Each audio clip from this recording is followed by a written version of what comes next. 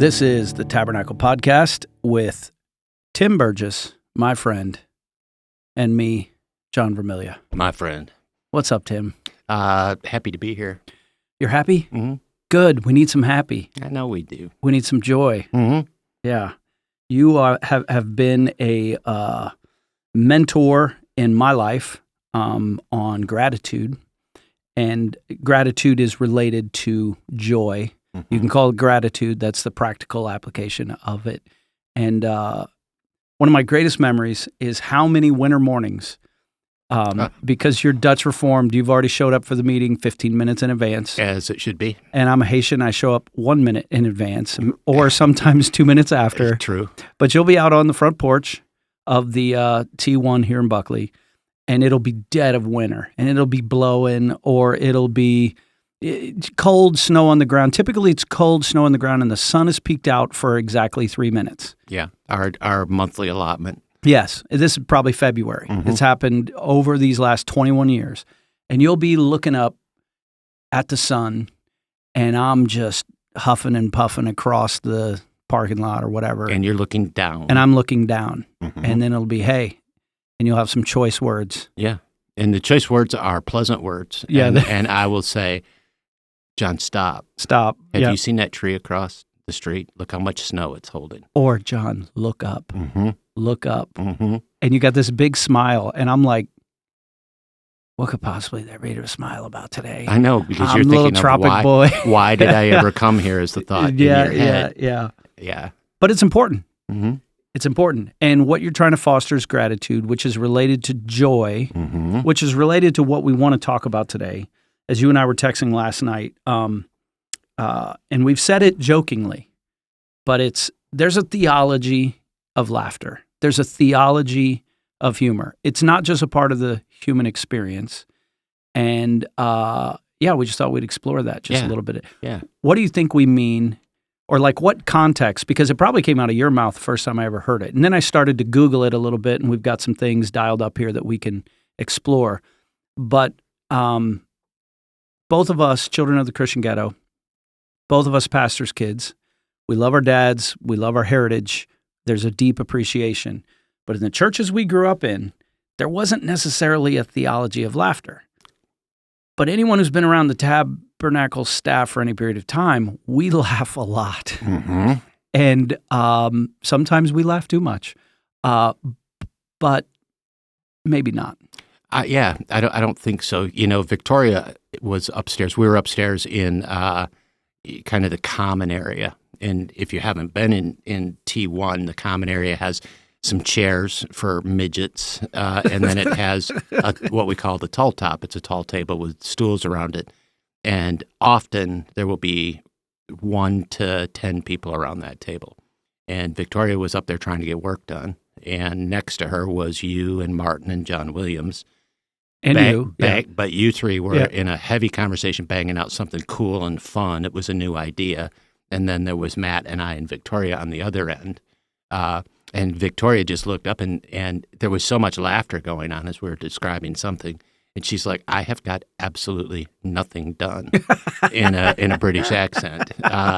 And yeah, that is an important part of culture here, is stop taking yourself so seriously. And the staff is so talented that they can use that time, absorb that time. But then if they need to be quiet, they can find a spot and crank out the work too. Right. But there has to be an element of joy. 100%. Yeah. Yeah. And how many times have we heard someone on staff say, hey, smile, we work for Jesus. Exactly. Right? Smile, we work for Jesus. Yeah. I remember that years ago, the first time that came out of my mouth, I was in a situation, I don't want to hurt anybody's feelings, but it was the regular staff meeting. I was a youth pastor here, and there wasn't a lot of smiles. Smiles weren't encouraged. It was very dour, very down, it was the most depressing hour of my week. We got a little bit done, but a lot of it was, we're just little old nothing. And I remember that day, thankfully, I only had to be there for a half an hour, and then I had to go. And, when my little alarm went off, it was time to go to the airport. I stood up, I gathered my things, I said, remember, I got to go. And I'm walking out the door, and I stopped, and I turned back, and I looked at my boss and the few minions of us that were there, and I said, "You guys, we got to change something here. This is the most depressing meeting of my week. We got to smile. We work for Jesus." Yeah. And then I was out the door, and I just kind of dropped the bomb. I've never known you to do that. Nothing changed, but with the inclusion of Tim, that was, this is credit, is you have held on to that as a very important part, not just of our staff DNA, but the Christian life DNA. Yeah. There is a theology of humor, and it does express joy. And you've not always been the most joyful person. It's not like Tim comes in with all the cokes and jokes all the time. Just look at my face. Come on, man. Come on, man. Your face is fine. Yeah. Yeah, and it looks all distinguished and gray. But you'll be the quickest to laugh. Laugh at yourself. You'll laugh with others. Sometimes we'll laugh at others when it's appropriate. But you've been the keeper of, hey, guys, smile. We work for Jesus. And not just giving permission for that, but encouraging that. Because going back to our childhoods, it seems like Christians sometimes, we take ourselves a little too seriously. John, I hadn't thought of this before, but that's one of the reasons why I think I vowed I would never, ever work for a church. Really? Yeah, is as a kid. I mean, if you think back to your childhood, Christian ghetto, so a lot of people aren't going to relate to this. We have a lot of people who found Jesus later in life. Right. And I don't remember going home and having Sunday afternoon be the joyous experience. It was always seriously quiet. Dad needs to rest. We would come home, often felt a little beat up by the sermon. And they were good. I mean, that was my personality that would take it that way. But I don't remember it being filled with joy. But then I also remember going, being a preacher's kid, being at church, Dad having a board meeting or whatever, having elders and deacons and people around. And I never saw, to my recollection, which is selective, laughter, joy. We're here, we're having fun. We get to work for Jesus. Everything seems serious. Right. Yeah. So for the person that maybe didn't grow up in the church like we did in the 70s, in the 80s, and I'm not saying all churches, and we're not slamming churches. No. But I had a similar experience because life is serious, life is hard. People have struggles, we have heartaches, we have pain, and church becomes a place where we can experience God's salvation, hope, faith, forgiveness, all of those things. But the laughter piece, it isn't that I don't remember it. It's that maybe those instances where I do remember the laughter, it was so rare, or the person that brought it, one visiting pastor, or when we're at camp meeting and you experience different churches, that one deacon in the church or that one old guy that was just hilarious, that always had it. They stuck out so much. Yeah. While the rest was just, don't run in church, don't put your feet on God's furniture. You've also been a champion of that, right? A champion of, go ahead, kids, you can run on the furniture. Yes, you can stand up on top. In fact, for those, I don't know how many people get this. One of my favorite moments, I could not get my phone up fast enough, but Isaac Riddle, who was formerly our campus pastor in Cadillac, he was announcing something, and you were there, I was there, and he commanded during his announcement time. He said, "Okay, kids." Oh, it was during Family Worship Month, where we didn't have kids programming, and we invited people to bring your kids into the big church and let them be kids. So he was reminding them of that. So he said, "I need all the kids in the room to stand up." And then he instructed them, "It's okay. You have to do this. In honor of Tim, who is with us, I want you to stand on your chairs."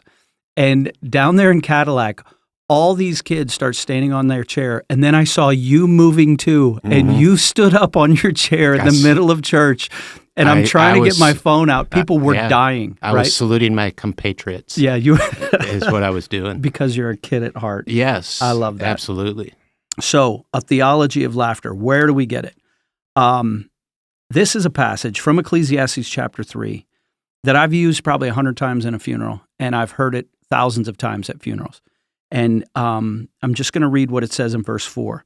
It says, "A time to weep and a time to laugh, a time to mourn and a time to dance." I think because that's so overused by guys like me at funerals, that we focus on the time to weep and the time to mourn, and we forget right there in Scripture, it says there is a time to laugh and there is a time to dance. Why is it, do you think, that Christians in general, maybe that's an overarching statement. Why do sometimes Christians resist that? Resist the fact that there is a time to laugh. There is a time to laugh. It's okay. Let's go. Don't be so serious. Yeah, what stops them? Yeah, why do you think that is? Yeah. Maybe that's too hard to answer. I don't know. So we have to talk in just incredibly broad brushstrokes, right? Because each individual has their own story, their own past, their own reasons. But we also, as unique as God has created us, we're not unique as far as the human race goes. So I think that fear is what keeps us from laughter. Fear. Yeah. Break that down. Well, because typically with most of our stuff, it comes back to fear, but how do you see it play out? There's certain things that I've, in my life, I've decided, you know what, that's really an important character defect that I want to work on. And sometimes it'll be a character asset that I want to work on, and I'll go see a counselor. I have somebody specific and I go to, and they get me and know me, and we can break something down. And sometimes it takes effort to break down, a fear or something that is affecting myself, my family, and my ministry negatively. And have been one of the painful things that you've had to do is watch me be substantially less than perfect. Right, and we know that those it goes are almost, both ways. Yeah, they're almost you've seen me too. but they're almost always based out of fear. And the simplest context is in my world, we were taught don't draw attention to yourself. Okay, and that was, I think that was birthed out of wisdom, but I think that it was way, way, way over preached. So you don't draw attention to yourself. So why would I pretend like I can dance? Right? Why would I pretend that even raising hands in church was the sentiment, and my family didn't gossip, but the sentiment was, I wonder what's up with them. Yeah, you saw that, right? Yeah. So I grew up in a stoic. Are they trying to draw attention to themselves? Yes, or and looking more spiritual? Exactly. Yeah. And it's like, no, just be humble. Just be humble. And that was a massive message throughout my childhood, and a beautiful message. But the way that it affected me was, how would I draw attention to myself in a negative way? Well, if I start swaying, or I start moving my feet, or I raise my hands, it feels so unnatural. And everybody's going to see that. And everybody's going to think I'm a fool. Right? And that's an inadequacy. That isn't even true at all. But I had firm belief in that. Now, people who watch me worship, I worship much different. But I listen to a vast amount of music. Once in a great while, there will be a song, secular song, and it's so powerful that I'll be out on my deck and I'll just kind of stand up, and I'm actually moving a portion of my body. You're moving your little hips, which But at first I kind of glance around, make sure nobody's looking. Exactly. And it's there's the cat. The cat's watching me, but I can bury the cat if I have to for watching me. That was funny. Exactly. Matt, that was kind of funny, right? So thank you. Sorry, cat lovers. Yes, that's not a thing about cats. But it's something has stirred in me. And what I find when that happens is suddenly I have a light heart and my stress is gone. And it's well, if that's with secular music, how much more powerful? Because John, there's secular songs out there that I've listened to for 20 years and I don't know the words. Yeah. But it's something in how it makes you feel. It's something in there. Yeah. It's the passion in the voice or whatever. And so that gets me started. And then in a church setting, and there are times it's I wish I could just cut loose a little bit more. Yes. But I've decided that God has blessed me in so many areas that's not necessarily my ministry to lead other people into how to worship. Does that make sense? Yes. Okay. So I'm comfortable with the way that I do. My heart jumps and my spirit soars, and it just looks different from my perspective to what others do. Because it's related to gratitude. Mhm. It's related to authenticity. Exactly. Here's an article that I was skimming through, and there's a section called "Why We Don't Laugh," and I want your take on it. I'm not going to read the whole thing to you, but I'm going to read the author's points. It says every Christian ought to have a theology of laughter because it is a subject God is not silent on. And so, for example, I have used proof that God has a sense of humor in some of the creatures that He has made. Yeah. Namely, in fact, here's another article that says, does God have a sense of humor? Perhaps the best indication that God does have a sense of humor is that He created man in His image. And certainly people are able to perceive and express humor. Humor being the ability to perceive, enjoy, or express what is comical or funny. So God must show an ability to perceive, enjoy, or express what is comical. And then further in this article, it says, with that theology, let me back up a second. Creatures that He has made, not just man. The duck-billed platypus is the silliest looking creature in my mind, or one of the silly looking creatures that first comes to my mind. It's just funny. There's something about it that is funny. Another silly creature, if you really stop and contemplate it, the frog. The name frog, the way they're, the way they're kind of been designed. They've got this massive head and these big bug eyes and this, right? Yeah. Frogs are funny. Now, the weird thing about frogs is if it's a plague of frogs, now it's not funny. Yeah. So laughter kind of goes both ways, but a big old toad all by himself, trying to get out of the way of my lawnmower. Yeah.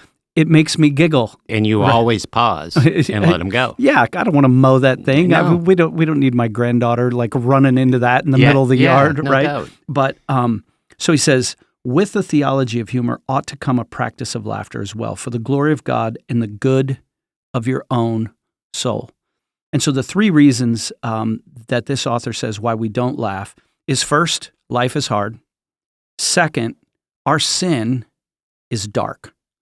But third, we take ourselves too seriously. Yeah. What are your thoughts on those? Life is hard, sin is dark, we take ourselves too seriously. The world is filled with sharp corners, and that comes to me from having toddlers. And when a toddler runs around, you suddenly realize how tall your coffee table is, and you realize it's made out of wood, and there's a 90-degree corner. And when your toddler, who's unsteady, runs across, that's a danger. Yes. And so harm can happen.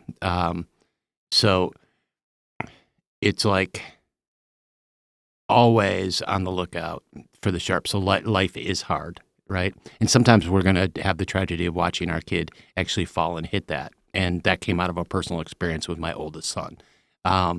So it's like, life is really serious because it could have been really, really terrible. And gosh, what was he doing? He was walking across the floor in a living room. So it wasn't a dangerous situation, but life is difficult. Then we lose somebody and we start to question. Then maybe a series of events, and it feels like sometimes things come in three, and that's just, off the top of my head. Then I lost my job, and then the car broke down, and my wife is thinking about leaving me. And it's like the three pile on. And there's always those tendencies and possibilities because we live in a sinful, broken world that there are sharp corners all the way through life. So life is hard. That is a guarantee. So that's reality. Right. Right? What's the perspective we take? So what was the second? That our sin is dark. Yes. So how do we medicate? We all medicate in some way or another because life is hard, because there's pain. we grew up in imperfect families, and we go from the range of parents who did really well, still made some mistakes, but they've got everything going for them, to coming up out of really strange homes with massive levels of abuse. We've come out of those areas, and I think we're destined to protect ourselves somehow. We have God built into us a survival mechanism. Sin has perverted that survival mechanism. So if you push someone who doesn't know how to swim into the deep end of a pool, the first thing they do is try to swim. Right. And that's the survival mechanism at work. That's just how it is.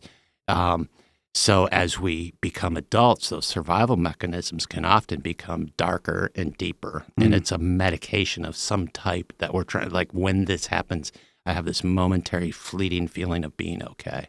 Yeah.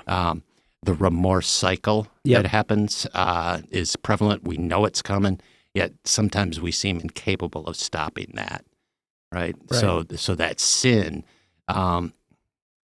when it stays and is pervasive and is unconfessed, I think it's like I think our soul begins to shrivel a little bit. And we see these people all the time, because a shriveled soul is usually that sour. Listen, we get it. Life is hard. Yeah. Life's not been easy for you. It's not been easy for me. Yeah. There's hard things. There's sharp corners. Our sin is dark. Yeah, and we know our sin. Yeah. But then it leads to it leads to me taking myself too seriously. Yes. Yeah. And that's a regression in maturity is really what it is. It's regressing back to whatever age of childhood, because a baby, an infant, is egocentric completely, 100%. The only way they communicate, what they're communicating, is their dissatisfaction. Now, at some point, they will smile and respond, to certain things, but it's a little bit of growth. But why do we have to teach toddlers to share? Well, sin is in the world, and that's mine. And this thing, even though it has really zero meaning, is attached to that child, and therefore it's mine. So they see the entire world from ego, from self. Yeah. So that's taking themselves too seriously, and we teach them as they grow, and as we grow, we're supposed to exit that zone. But then when life happens and it gets really chaotic and busy, and you're afraid and you don't know what to do, I think there's a regression almost in the mental age, and it becomes, don't you know what's happening to me? Don't you see? Nobody else has experienced this before. And isn't there a part of it too? Is now I'm an adult, I should act like an adult. Yes. One thing you just made me think of this. I haven't thought about it before. One thing you don't have to teach a toddler or a child how to do is laugh. Yeah. Laughter just comes. And it's amazing when it happens. Yeah. Because it isn't because you told a funny joke. No. It just happens. It'll be suddenly they grabbed a piece of Jell-O with their hand that you're supposed to eat with, and it's squishy, and it's squishy, and it's wiggly, and part of it flies on the floor and makes a funny noise, and they're laughing over that. So what does that tell us about us being made in the image of God? Yes, it's like that. That's closer to our hardwiring than is the sour face, the sin wiring. Everything. Yes. Yeah. No, that's an excellent point. Yeah. So here in this article, this guy goes on to make the case of why we should laugh. It says, as Christians, we have solid reasons to enjoy the good gift of laughter. First, God is happy. In 1 Timothy 1:11, Paul writes, the gospel of the glory of the blessed or the blessed God. The word blessed can easily be translated as happy. Yeah. Happy. Blessings make you happy. They do. Whenever we ask the church, hey, how many of you could use a blessing when we're reading a scripture that promises blessing? Yeah. Blessings make us happy. And it says that the glory of the blessed God, you could say the glory of the happy God. Knowing that God is happy should be paradigm shifting for us in the face of all the tragedy and sin that's in the world. We can wallow in the darkness. We can wallow in our sin.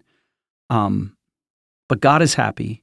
He wants to make us blessed as well and to live in His joy. So second, it says we live in grace. We await future grace. And then in Jesus' Beatitudes, blessed are you who are weep now, for you shall laugh, in some translations. Mm-hmm. So you're weeping now, but laughter's coming. You've heard weeping comes in the night, but joy comes with the morning.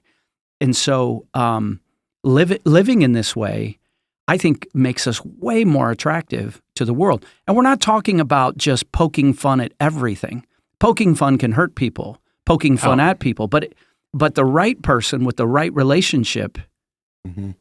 I know they don't take this part of their life or their body or their foibles or whatever so seriously. I can also laugh with them, right? It's like that shared.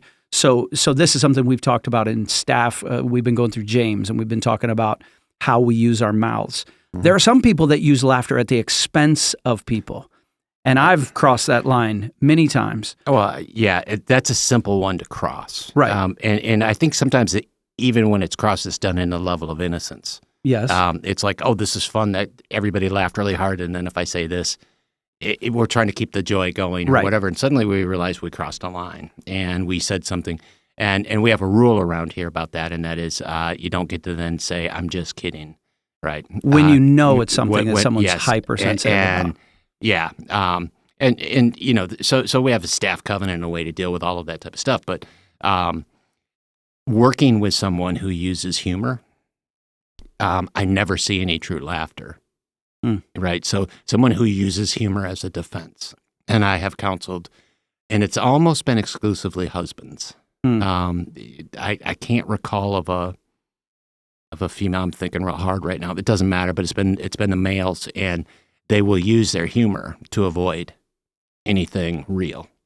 Right. And so now we're talking about your marriage, and it's not going well. That's real. Or her flaw. Yeah. Horribly. That's a horrible sin. Yes. Right. And watching that's just another defensive mechanism, right? That's like the dark sin. It's just another way to avoid pain, to medicate somehow. So, you know, there's that aspect. But the joy part in laughter, you know, I think that like the 3-year-old is just stuck in my head in that laughter. You want to know what happens when a 3-year-old laughs, and you know this, and everybody listening does too, but if people are paying attention to the 3-year-old and you're all around the table, there's a chance you're all going to have that belly laughter.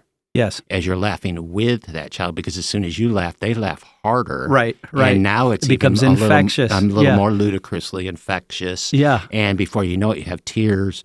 And you're saying, stop, my sides. Yes. And those are so good for you physiologically. Physiologically, I wish I was a smart doctor and could tell you, here's what really happens. But all I know is afterwards, again, stress is gone. Yeah. The purpose of life, it just feels closer. Yeah. Right? Yeah. There was so I'm on the Instagram now, which are positives and negatives. But what's fun is sharing these little short reels with my kids and my friends, and they send me some, and some I wish I never saw, and some of them are just, you know, can make my day. One of them, it speaks directly to your point. And the problem with Instagram is I can't find them, you know, unless I remember the exact day and who sent it to me or whatever. But one of my kids sent me this reel, and all it was a toddler laughing uncontrollably.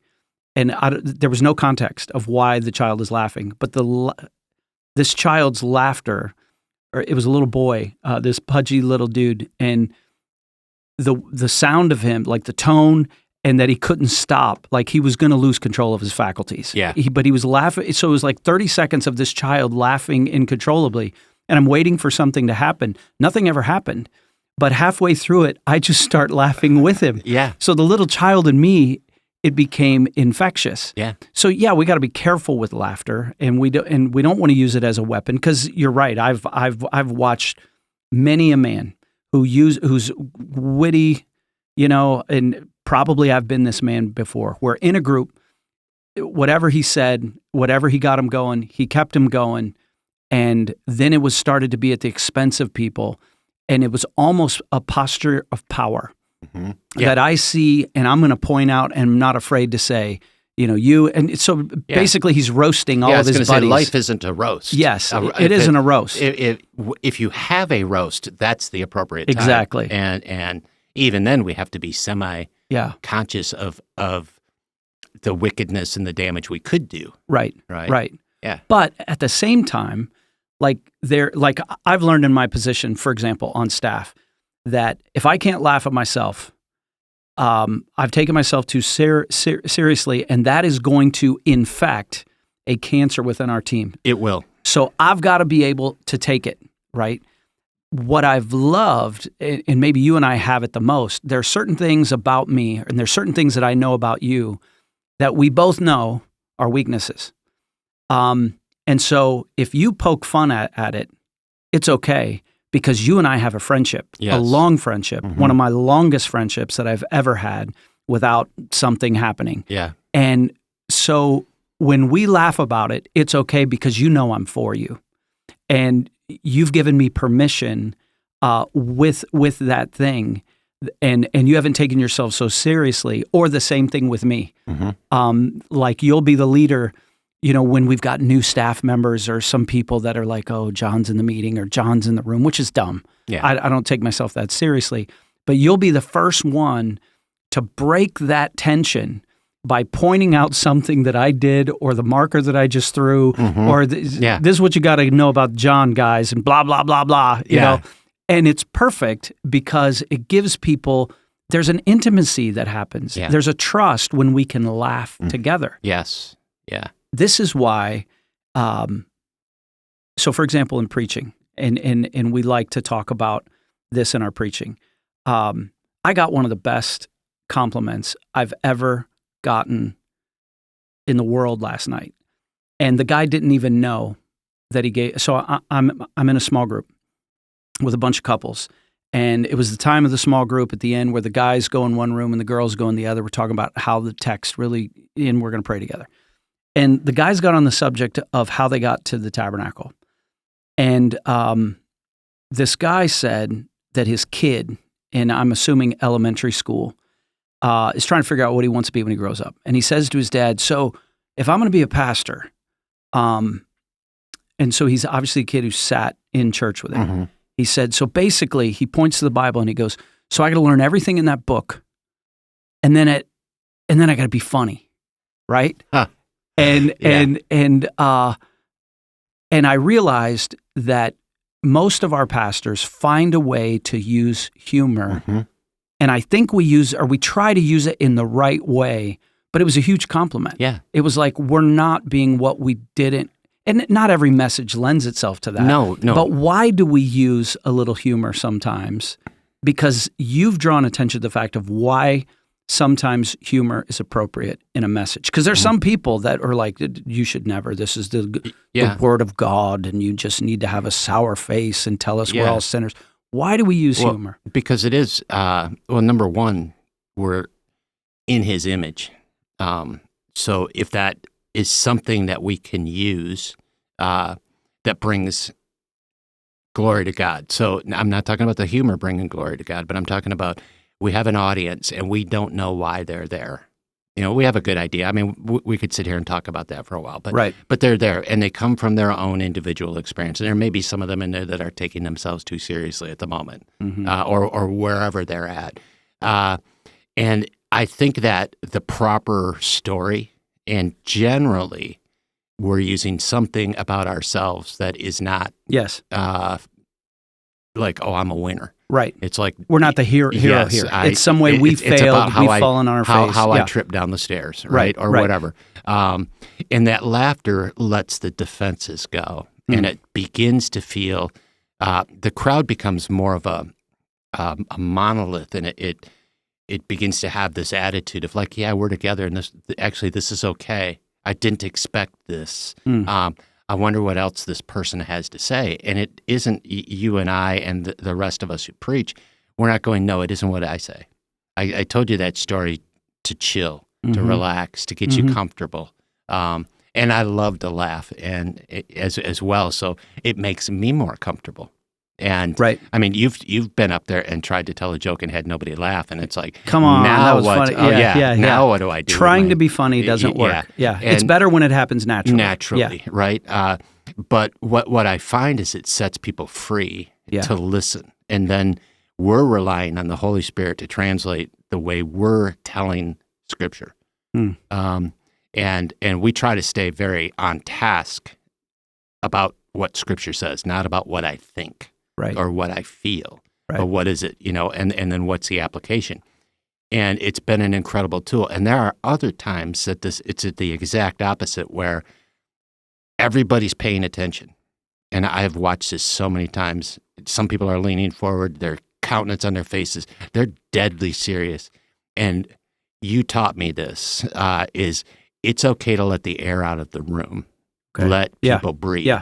And so it's almost like a decompression. It's like, oh, okay, yeah. And it's like, no, you're okay, right? Listen to what Scripture says, make the appropriate changes in your world, in your life. So do you think an element of that, because it's interesting on the subject of preaching, I take it very seriously, and we all do. Yeah. And we study hard. We love to go to conferences. We've gone to basics where they're just talking about preaching. And I have heard some scholars, I won't tell you what team they're on, but you could probably guess. They might come from your side of the spiritual heritage, that any sort of levity is never appropriate in a message. And I completely disagree. Yeah. In fact, I've told thousands of young pastors in training, both on our staff and those that have come through Forge, the ministry I'm a part of. Yes, your seminary study. Yes, your theological training. Yes, memorize the Free Church 12 points, our evangelical convictions. Absolutely. But primarily what I need you to do as a pastor is study the Bible and watch stand-up comedy. And then I tell them, but watching stand-up comedy, not for the reason that you're thinking. I don't want you to ever try to be funny. But from comedians, it's the only other job in our current world where you have to stand in front of an audience with a microphone. Even politicians don't have this because they've got monitors and pre-prepared lines and speeches and all that Somebody kind of stuff. Somebody else wrote it for them. Right. I mean, with the exception of Ronald Reagan, he did a good job of this. But the timing that you can learn from them and how to engage with an audience, because if the first thing out of his mouth is offensive, I turn it off. It's like, well, this guy's just going to offend me all night. I'm not going to want. But if he makes me laugh, I trust him. I trust him. Or if he makes, like you said, he puts me at ease. So now I can go on this crazy journey through his brain as he's observing human culture. And in comedy, there's incredible truth. Yeah. Oh, yeah. Otherwise, it's not funny. Yes. And so we're drawing attention to the truth as preachers. They draw attention to the truth of the human experience. Yeah. So when they start talking about husband and wives and something funny between husbands and wives, and they've got them rolling, and the camera pans to husbands and wives, and he's equally kind of offending, quote unquote, both of them. But the couples are laughing together. And it's like, oh, that thing we fought about years ago, now we can see the joy because we stayed together, we stuck it out. And there's so many correlations. So I wouldn't want anyone to ever think that we're trying hard to be funny. It does take the air out of the room. It builds trust. I'm thinking right now, years and years ago, we got to go to the U.S. Naval Academy. Oh, yeah. And I stressed about the message because it's going to be in the chapel, and you accompanied there with another friend, and we had a blast. I mean, we're not going to play. Oh, it was amazing. I mean, it was a bucket list thing, and we'll probably never get to do it again. Yeah, I still have just massively fantastic memories of that. I was awed. And there was all this tension. And the tension was that we had to dress up. I mean, you wore what you wanted, but even you dressed up a little bit. The best I had. Yeah, but I either had to wear a gown or a jacket and tie. And so I opted for the jacket and tie. Which I'm eternally grateful for. Yeah, because if you had pictures of me in a gown, I'd never live it down. Oh, no, that would be on everything every tab logo would be, you would be a little, it looked like one of the Star Wars characters. Right. But do you remember the pulpit? Oh, The pulpit man, was like 20 feet in the air. There was an actual stairway. There was a little back circle stair Yeah, to get up to it. And all of a sudden, literally sitting there, and I'm looking around, and people are like, the chaplain that we were with. I can't. What was his? Oh, do you remember? Weigelt. He was such an Brian amazing. Weigelt. Oh my gosh, Yeah. what a man. Yeah. But he's like pointing. He's like, that's a 4-star general. Oh yeah. That's an admiral. That is the Speaker of the House. Yes. And I'm like, oh my gosh, and the place was packed. It was packed, and there was all the ladies with the big hats, the dignitaries, and I watched John from Buckley, my friend. You were already giggling when I stood up there with the tie. Who would have a cigar with me in the car just because. Just because. Yeah. And I'm watching you ascend and stand 15 feet above the audience. And I still remember it was a phenomenal, fantastic message. And you were pretty much threatened with a firing squad about keeping it on time. You did not mess with these people's time. But it's like I knew the level of discomfort, and I am trying not to laugh out loud because it's like the last thing you want is the pulpit. Right. And then the next thing that would elevate that would be an elevated pulpit. An elevated pulpit, Yes. looking down on all these, because there was all these people that came from Washington and whatever, and they didn't come because of me, that they just came because that's their thing. That's their church. So the commander had said, you have 20 minutes. Yes. Everyone knows I can't say anything in 20 No, minutes. man, you can't say it. You can't order breakfast in 20 minutes. No, I can't get through the introduction. So then I'm asking him, well, how tense is this? Or like how hard and fast is this? And he said, John, you have 20 minutes. And I said, so if I got like go 21, 22, and then the third time, I think we were in his house, he said, John, you have 20 minutes. And he said to me, Caesar is paying for you to be here. You will give unto Caesar what is Caesar's.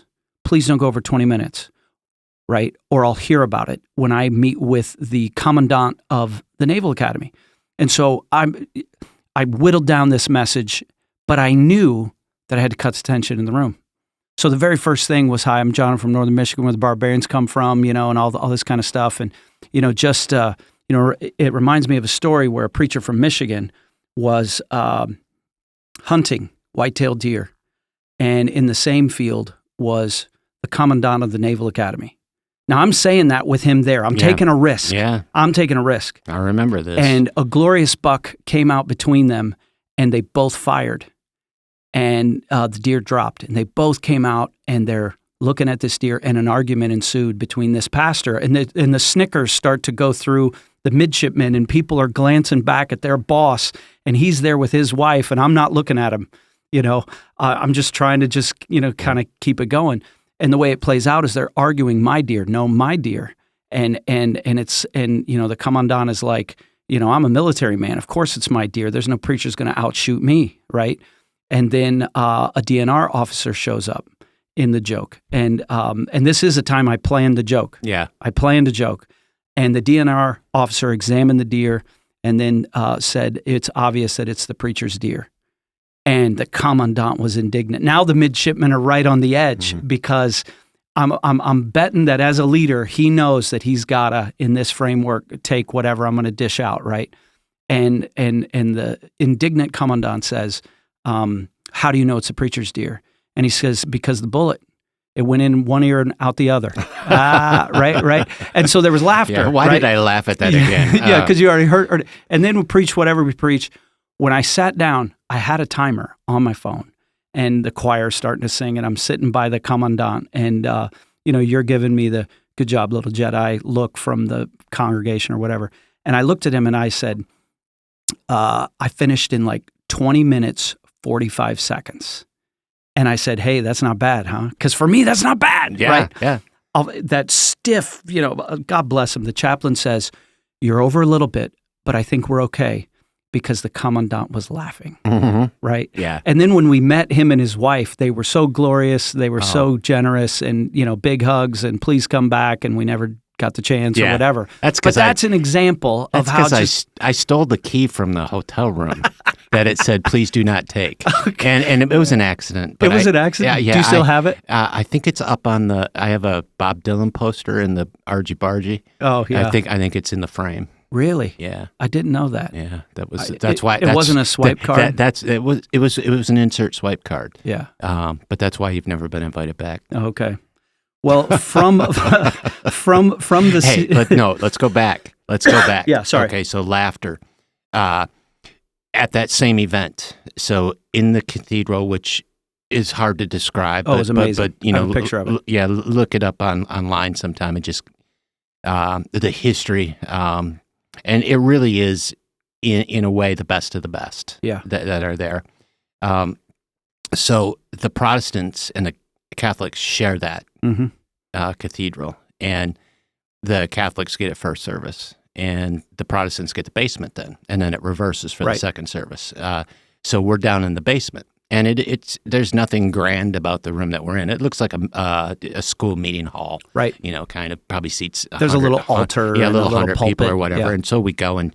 You gave your message there. Right. And then afterwards we go up for communion, and it's a Catholic communion setup. And so we go through and they do I'm going to put this on your tongue. Oh, yeah, the little wafer. And I've never had communion that way. And right. It's like, you know. And it's very somber. Yes. We're all kind of going up in a line. Yeah, and so I get that, and then you go to the next station and they got the cup, and this is you're going to take a sip out of this cup, and they put it to my mouth, and that was one of 2 times that it ended up being true alcohol, because the Catholics left their wine down there, and so backstory. I've got a mouthful Tim of wine that I had to spit out or swallow, and I swallowed it. Was it 21 years of sobriety at this point? Yeah. And in my wallet, I would keep a coin of how many years. And I came out, and I couldn't really say anything because I was furious. Yes. And I was waiting for you in the hallway because I was trying to wave you off because I'd gone first. I know. I'm like, no, Tim, no. And I was being reverent. And I was being an adult for a change and paying attention. And I came out and I got that coin out of my pocket and gave it to you. And I'm like, no, Tim, it doesn't count. It doesn't count. I am so pissed. It was the blood of our Lord. It doesn't count, right? Yeah, and it's just like, bam, and it's like, you ruined my sobriety. And I still have the coin. And you tried to give it back, and it's like, I will not take that coin back. Oh, man. And I'm not a legalist. But it's been a source of entertainment and laughter. Now, in that specific moment, that was wounding to me because I was trying so hard to live the life God wanted me to. Right. And one of them was just have abstinence from alcohol. If you do that, it's going to be easier. It's going to be so much easier if you do that. And that did not ruin my abstinence. But my human side was furious in that. Now, had I taken myself too seriously, something we had talked about before, that could have been a crushing defeat that ended in disaster. Right. And instead, God's redeemed that story to, through the course of time, which didn't take long because I was traveling with you and Gary, and we joked about it all the way back. But, it has become a source of laughter. That's right. And it's like, great example. That was something that happened. Because it was completely beyond your control. Well, it was. And the thing is it was a lesson, and I didn't realize that lesson at the time, but it was a lesson in not taking myself too seriously.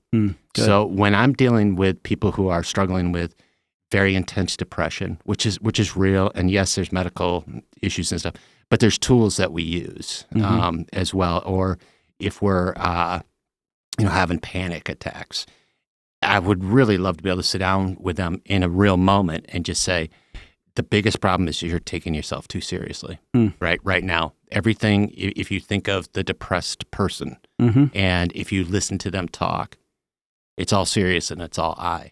And if you listen to the person who is experiencing a panic attack, it's the exact same type of a thing.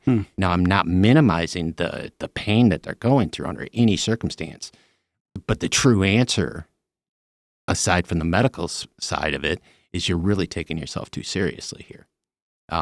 Stop it. You know what's super interesting is, and I don't mean to take a dark turn, we're talking about laughter, but some of the greatest comedians struggle deeply with depression.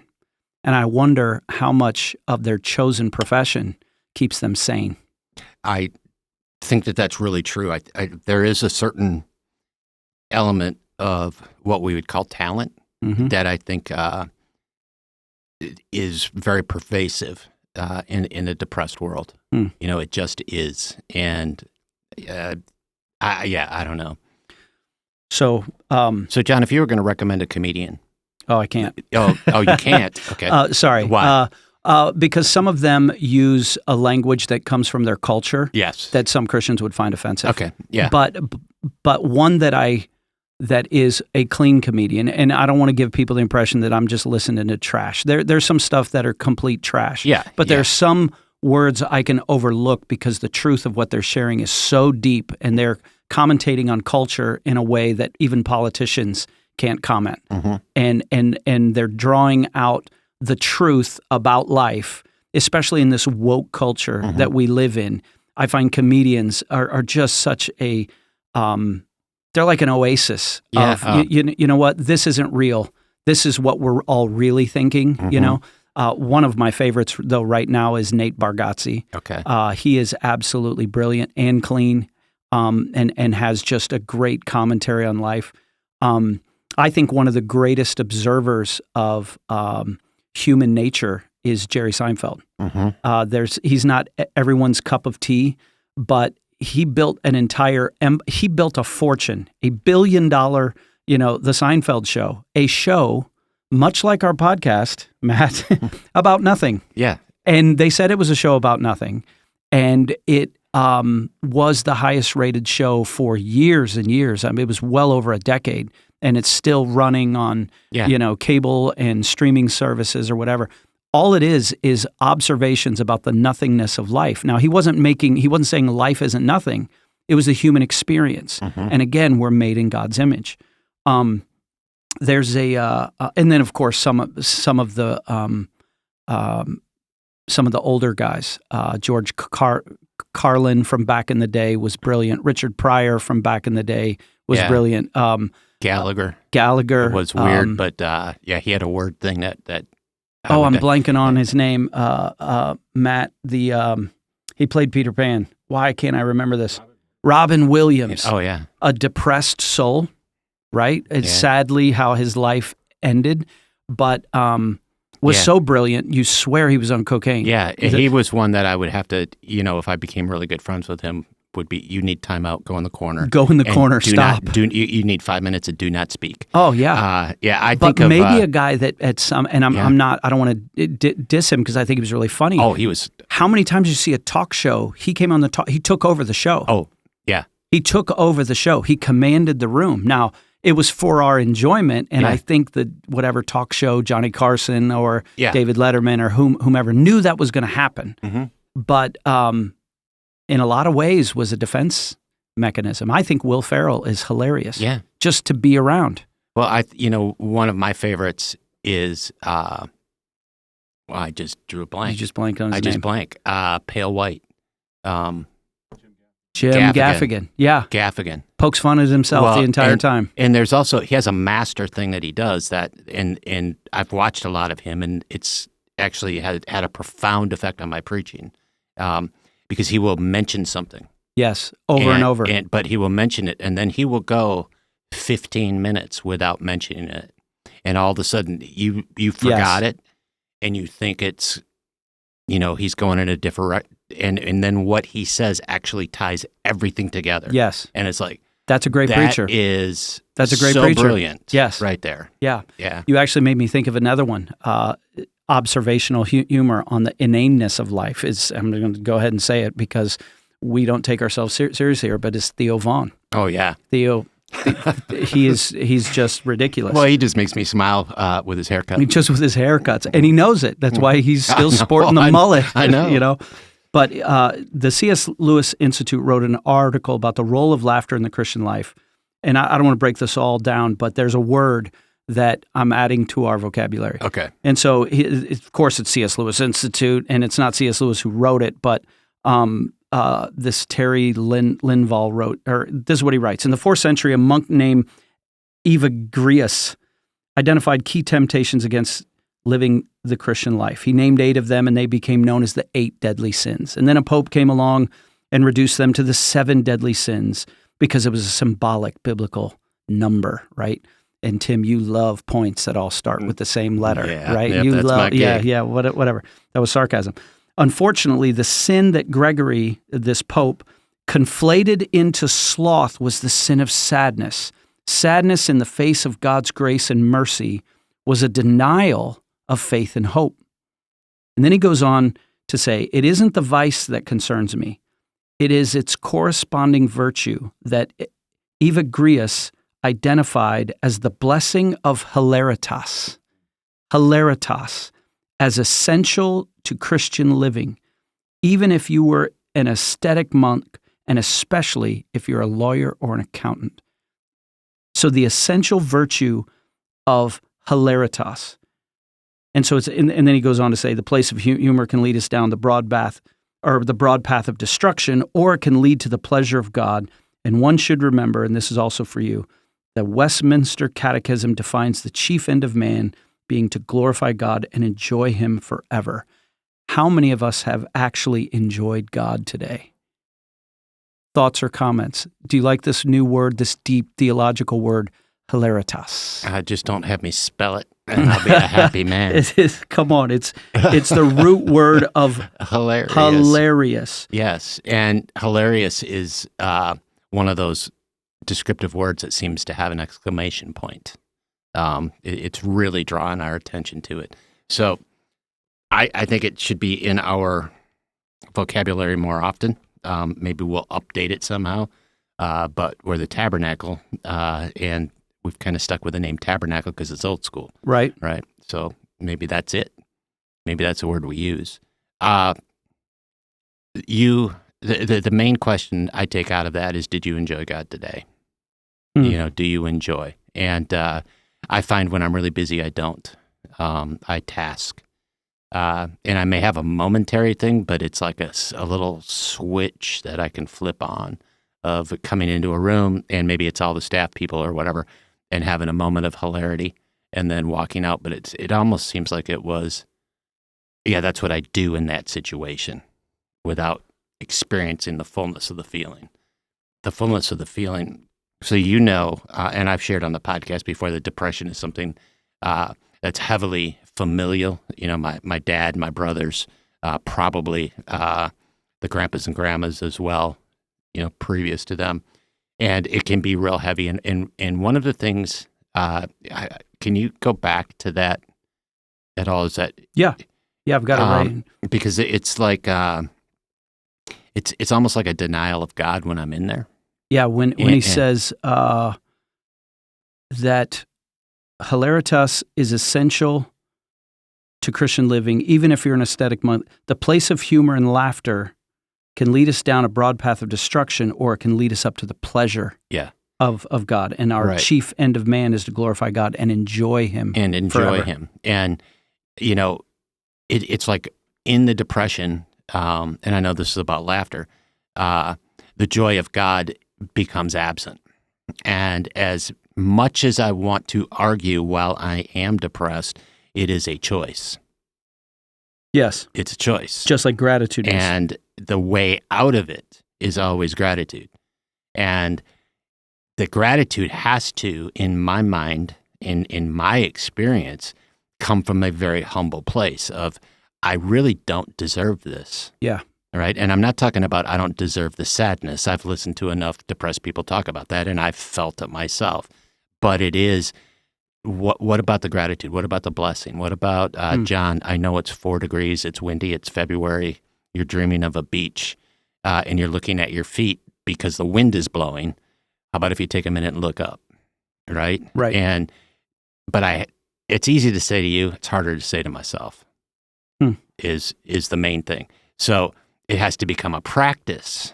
It has to become a habit. Yeah. And it's more than just a habit, but it becomes a portion of our life. Of, you want to know, so I might not be the most demonstrative worshiper in classic church worship service, worship music. Okay. But I am incredibly demonstrative in the rest of my life.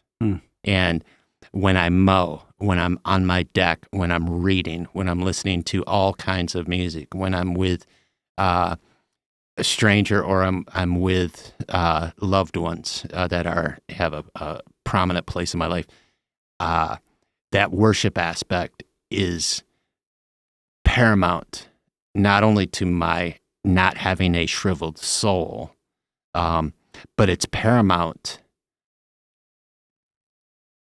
to me having a relationship with God. Because if I don't do that, I forget him. Mm. And one of the things that brings me there, that, we talked about the chemical responses that we have when laughter happens, and people will tell you how many muscles you use to smile and frown and all of that. Yeah, that's all cool to me, but I'm still sitting there with that shriveled soul. That laughter inflates it. That humor, that watching someone else's face when they burst into that smile that they cannot stop, that they can't hide. That, to me, is the thing that inflates the soul. And an inflated soul is inflated by the love of Jesus. That's it. And it's paramount that I do that. It is my responsibility. It is not the pastor's. It is not my wife's. It is not my kids'. It's not anybody else. It's a choice that I get to make every day. And I fail at it, as do every other human on the planet, but I also succeed at it. And logically, you would think, since the feeling is so wonderful, that I would always stay there. But that goes to, I end up back in my will, trying to make it happen rather than God's will. Yeah. There's a Proverbs 17:22. A joyful heart is good medicine, but a crushed spirit dries up the bones. I had that scripture, and then when you were talking about that description, even in your own journey, is choosing that joyful heart. It reminds me, we didn't have television growing up in Port-au-Prince, but we always got Reader's Digest. And I would, there'd be an article or two, and I was a reader. That's what we did. But I never missed the section called "Laughter's the Best Medicine." Oh yeah, and I remember that. Yes. And I never missed the section called "Humor in Uniform." And some of the humor in uniform is always funny because guys that are in the military or guys facing war in dark situations, laughter can galvanize people together and face whatever it is they're facing. Slogging through the mud of D-Day or whatever. Yeah. I've never missed a joyful heart is good medicine. A crushed spirit dries up the bones. Another scripture, you remember in Genesis when the angels came and Abraham made food for them. And Sarah is, they're both 100 years old and are beyond childbearing age, and he's an old man, and she's preparing food outside the tent. And then the angel of the Lord, Christ, says, that you're going to have a son. And it said when that happened, Sarah laughed. She laughed, and it was like, we've been together a long time. If he thinks I'm having a kid, this ain't happening.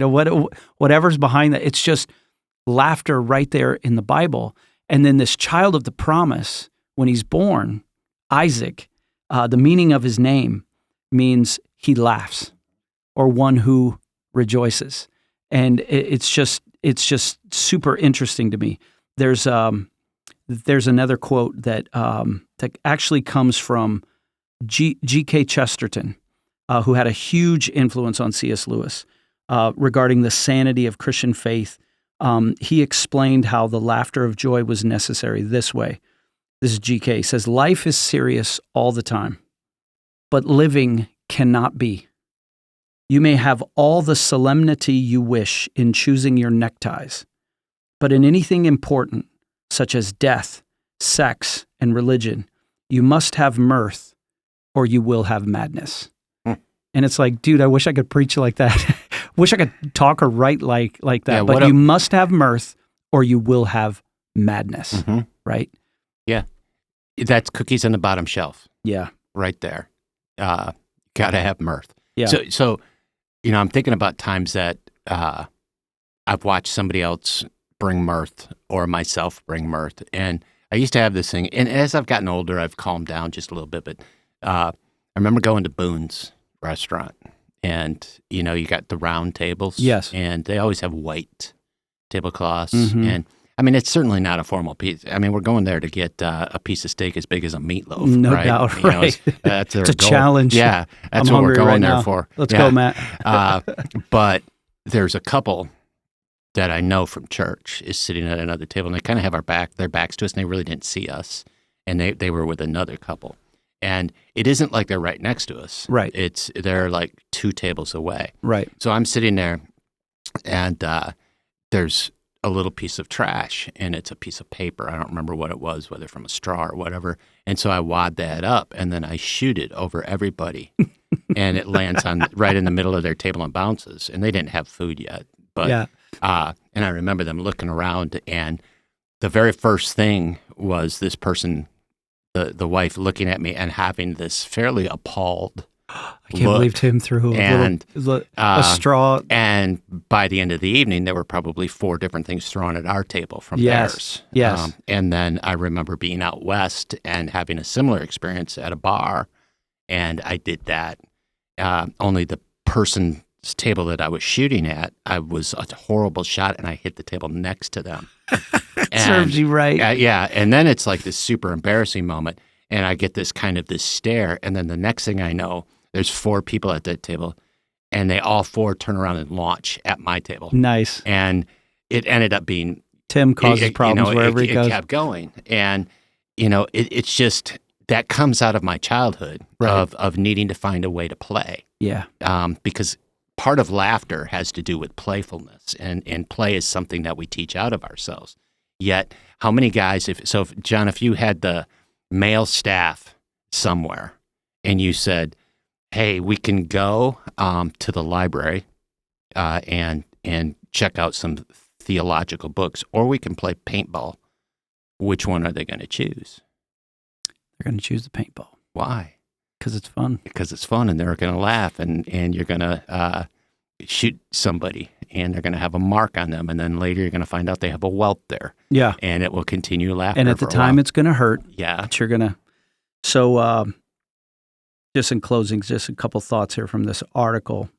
Charles Spurgeon, the Prince of Preachers, believed in laughter more than most, perhaps. He often struggled with the darkness of depression, but believed that cheerfulness readily carries burdens which despondency dares not touch. Cheerfulness readily carries burdens which despondency dares not touch. In fact, Spurgeon was known for being hilarious at a time and place in history known for being proper, with one of the chapters in his autobiography titled Pure Fun. He titled a chapter of his own autobiography, Pure Fun. And then the writer says, "I wonder if there is enough joy in our lives to provide a chapter's worth of material.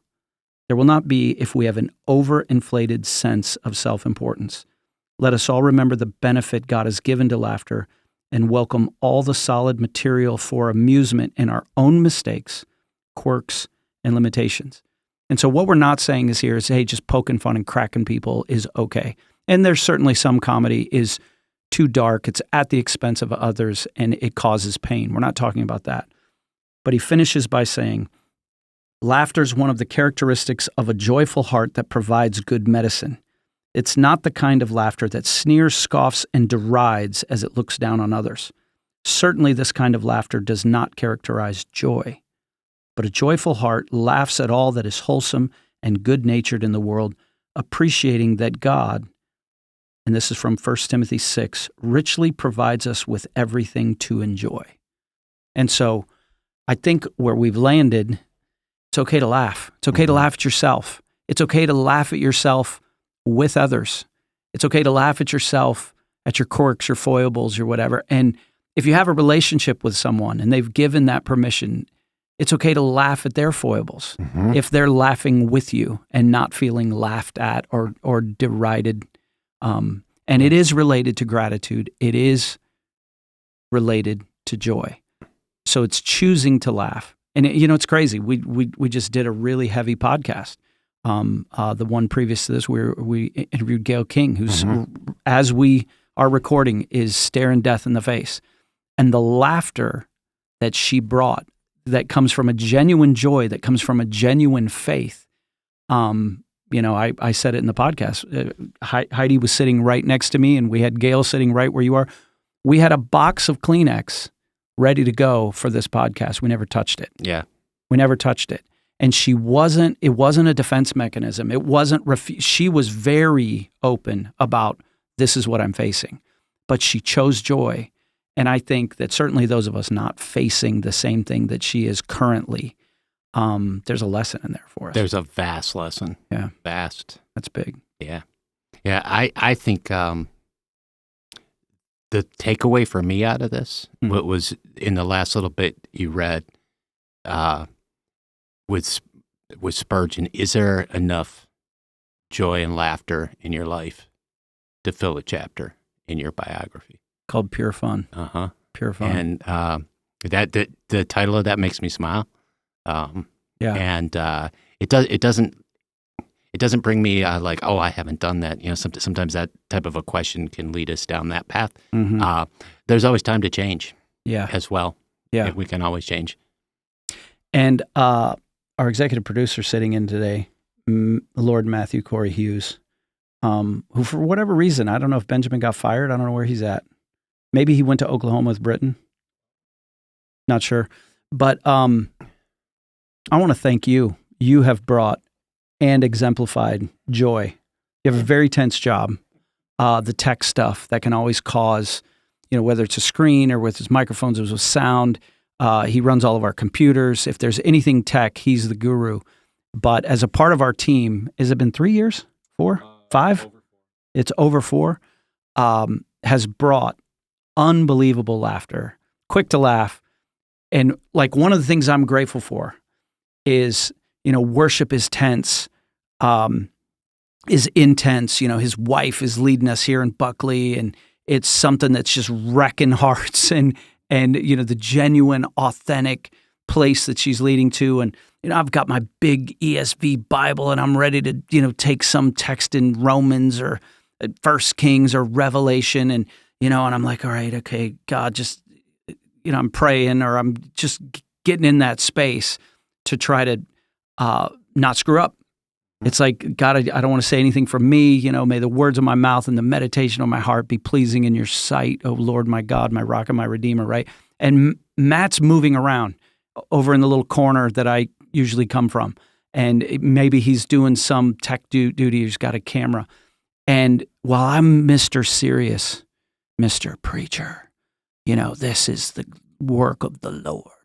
This is the breaking of God's word, right? He'll lean in and whisper something into my ear, and I won't tell you what he says word for word because that's just for he and for us. But it's something to paraphrase. Is it okay if I paraphrase? Yes. He'll paraphrase, and essentially what he'll whisper in my ear, and I don't even see him coming. And then there's other times I do, and I think he's got something serious to say. And literally, I'm going to preach in 2 minutes or 30 seconds, or it's during the intro video. And he'll lean in my ear, and he'll say something like, hey, just don't suck. Yeah. Just don't suck, okay? And then he'll say, I got a good thing going here. Please don't screw this up for me, and I'll just burst out laughing, and it's okay. Yeah. Because it gets me relaxed, and it gets me into a place, here's my bro, there's a little bit of perspective. John, this really doesn't depend on you. This all depends on God. But the sarcasm, it's just... and that's not the only way he brings laughter, but that's so one important. Of my favorite things. I had an opportunity with Brian Williams. Oh yeah, is he still named here? Yes, we can name him. We can name him. Yes, all right. Former worship leader, and actually introduced us to Matt and Victoria. Yes, amazing friend, great people, love them and miss them. But it was relatively early on, and it was like his second sermon, and I was in the green room area, and he comes up and it's like, man, you got anything for me? And it's like, I haven't heard the sermon. I don't know what's going on. And I just looked at him right in the eye and I said, yeah, your zipper's down. And then I turned around and walked away. And the immediate panic look on his face as he double checks because the zipper wasn't down. But it's just like that. So that was my advice for preaching. Hey, just breathe, buddy. Yeah, just breathe, relax. buddy. Yeah. No, that's good. Yeah, so humor is God honoring sometimes. That's good. We love to laugh. Laughter's good. Tim, thanks for sharing on this podcast today. Yeah, you're welcome. Somebody said to me when we came down here, so did you bring a bunch of jokes? Not really. No. I didn't really bring any. There is one joke that I remember from years ago in a sermon that is the only joke I've ever really remembered from a sermon. And it was used brilliantly in the context. It was a heavy sermon. And it was in the context of resentment and forgiveness and how that can get us in trouble. And there was so much tension in the room. And the pastor closed with this message, and I've never forgotten it. And this would be a message that I heard 34 years ago, 34 years ago. And the sermon had to do with a pastor and his wife, and it was a very big day, and they were getting ready in the morning, and it was an Easter Sunday, and she had shopped hard for an Easter dress. She found the Easter dress, and while they're getting ready, and she's trying to get kids, and there's tension, as moms usually do on a Sunday morning, she turned to her husband and said, "Would you zip this up, please?" And he was being goofy, and so he took the zipper, and he zipped it up and down and up and down and went zip, zip, zip, zip, zip, zip, zip, zip, zip. He was just trying to be funny, right? In the process, caught her hair in the zipper. And all of a sudden, it's not funny. And then there's panic because the zipper is jammed and her hair is jammed. And she's had her hair done, and this is the Easter dress. And now they're screwed. It's half up, half down. The only way to get her unstuck from this dress is they had to use scissors to cut the hair and to cut the dress. So the dress is ruined. Her hair is ruined. She's ticked. He's late. Easter Sunday happens. She's boiling mad. Profuse apologies, this and that and the other. She's mad at him for days. In fact, it was 2 weeks later. She comes home. They'd had some car trouble. And as she comes home from her work, she sees the car on a jack. She sees two legs from underneath the car. Someone is under the car, working on the car, and she says, "I'm going to have my revenge on my husband." And she reaches down, takes his fly, and goes zip, zip, zip, zip, zip, zip, zip, zip. And then, full of her vengeance, she goes skipping into the house, and there's her husband. Some bro had come over to fix the car, and she didn't even have the courage to go back outside. Now she's mortified. Her resentment's taken over. She got her revenge, and she's so embarrassed. And whoever it was underneath is passed out because he did what any man would do, slammed his head on the underside of the car, and is knocked out, right? So he Matt, used it brilliantly. He could have just said that, Mel. Is John really a Christian for, laughing at that joke? I'm told it was a true story, but that's how to use comedy in a message. Well done. So anyways, don't hold resentments, laugh a lot.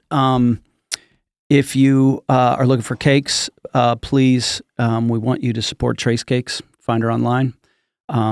Tracy Kalita does a fantastic job. We haven't had some Trace Cakes in a while, no free shout-outs, but she's paid us in spades. You need to be here on a day where we have those things. You'll get your sugar for the year. Mm-hmm. I would love that. Yeah, I would love that. So Tracy, if you made it to the end of this, there's the shout out.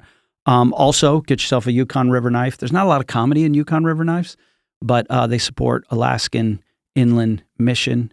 Thanks to the listeners of the podcast that have actually ordered from that and then told Yukon River Knives that it's because of the podcast that they got their knife for whatever Christmas is coming. So you can do that. Please share this, subscribe, because algorithms are real.